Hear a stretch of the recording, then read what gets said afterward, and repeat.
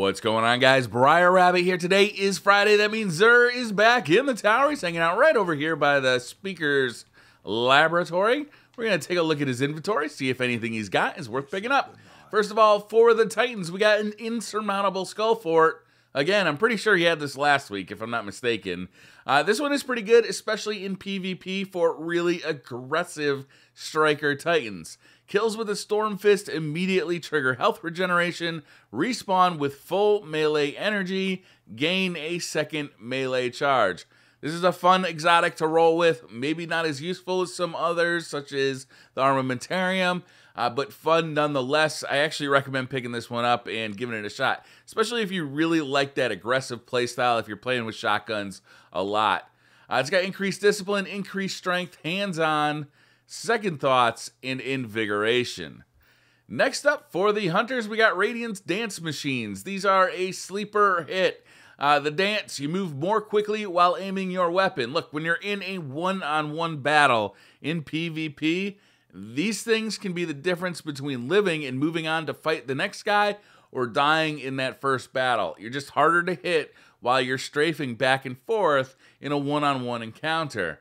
Are they as good as Bones of Io? Are they as good as some of the other newer exotics? Probably not.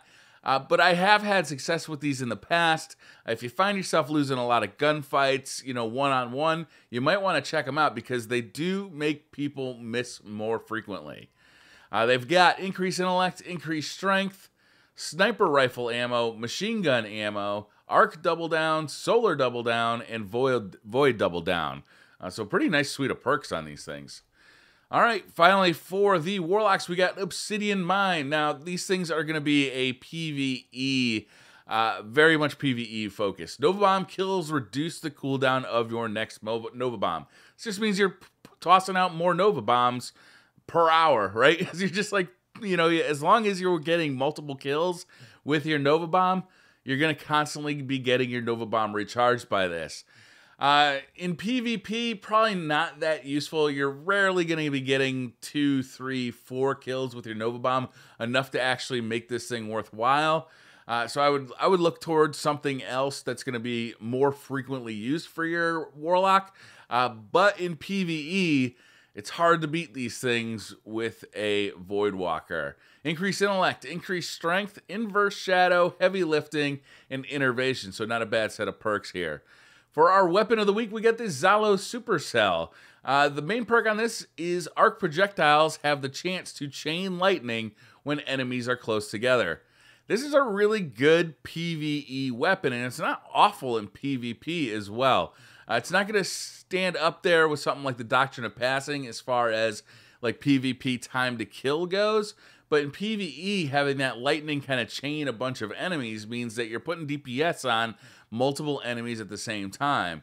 It's pretty useful. I'll use this thing in the raid. I'll use this thing in Nightfalls. Having Arc Burn on it really makes it useful if Arc Burn is the burn of the week for a Nightfall. This thing's definitely worth picking up. If you don't have one, I'd really recommend picking it up. And as far as like, basically anybody should have this thing sitting there. I mean, there are very few primaries that do burn damage at this point, so pick it up. All right, we've got a Legacy Ingram this week. It's Heavy Weapon Ingram, so if you're looking for Galahorn or, let's say, Super Good Advice or, basically any of the Year 1 heavy weapons, you can roll the dice, see if you can get it with this. Will cost you 31 strange coins, and remember, just yesterday, the spring update was announced. You might want to start saving up those coins for Zer in the spring update. For Curios, we got the Plasma Drive, Void Drive, we got Heavy Ammo Synth, 3 of Coins, Glass Needles, and finally Motes of Light. So aside from the fact that we've seen all this stuff many times before, I would definitely pick up the Zalo Supercell. If you don't have Obsidian Mine, pick it up. Radiant Dance Machines are iffy. I find I've had success with them, especially if I pair them up with something like a Might and Multi-Tool, which increases my movement speed. You do become very hard to hit while you're in one-on-one engagements.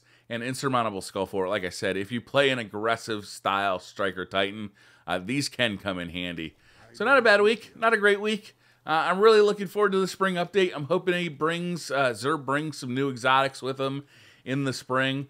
But until then, I'll see you guys later. Thanks for watching.